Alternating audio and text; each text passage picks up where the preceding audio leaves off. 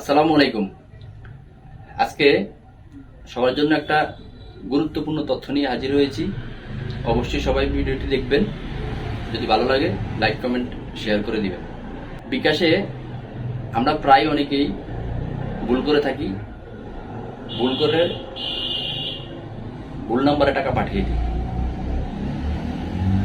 টাকা পাঠানোর পর আমরা সবাই একটা ভুল করি। প্রথম যে ভুলটা করি, যে নম্বরে টাকাটা পাঠানো হয় আমরা প্রথমেই ওই নম্বরে কল দিই। কখনোই এই কাজটা করা যাবে না, কখনোই করা যাবে না। আপনি যদি ভুল নম্বরে টাকা পাঠানো, কখনো ওই নম্বরে কল দিবেন না।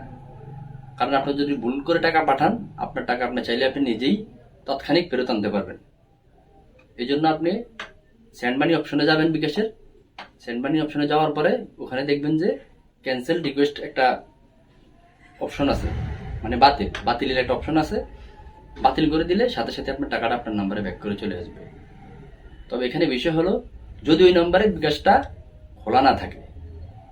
এখন প্রশ্ন হলো, যদি ওই নম্বরে বিকাশ খোলা থাকে তাহলে কি করবেন? হ্যাঁ, বিষয় ওটাই। যদি বিকাশ খোলাও থাকে তাহলে আপনি ওই নম্বরে কল দিবেন না। যে নম্বরে টাকা ভুল করে চলে যাবে ওই নম্বরে কখনোই কল দিবেন না।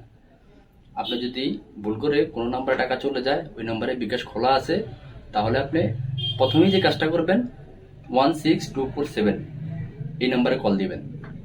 এই নম্বরে কল দিয়ে বলবেন যে ভুল করে আপনার টাকাটা চলে গেছে।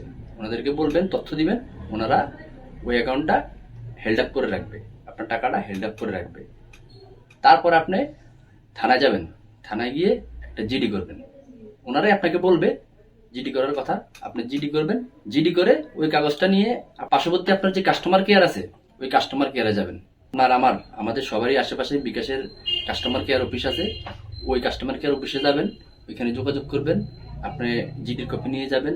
তারপর আপনি যদি প্রমাণ দিতে পারেন যে টাকাটা আপনি ভুল করে পাঠাইছেন, উপযুক্ত প্রমাণ দেওয়ার পরে ওনারা আপনার টাকাটা ফেরত দেওয়ার ব্যবস্থা করবে।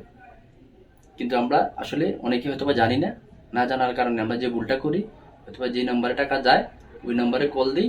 কল দিলে কি হয়, দেখা গেল উনি যদি ভালো লোক হয় তাহলে তো একটা হিসাব, আর উনি যদি খারাপ লোক হয় তাহলে তো উনি টাকাটা নিয়ে আপনার তুলে নিয়ে যাবে। ওই ক্ষেত্রে দেখা যায় আর কিছু করার থাকে না। তাই ভুলটা না করে আপনারা কখনোই যে নম্বরে টাকা পাঠাবেন ওই নম্বরে কল না দিয়ে আপনারা চেষ্টা করবেন যে যেভাবে বলছি ওইভাবে ওই পন্থা অবলম্বন করার জন্য। তাহলে আপনার হয়তো বা সমস্যাটা অতি দ্রুতই সমাধান হবে। সবাই আসলে জানে না, যারা জানে তারা তো জানেই, আর যারা জানে না তাদের জন্য এই ভিডিওটি সবাই শেয়ার করে দিবেন। ধন্যবাদ সবাইকে। আসসালামু আলাইকুম।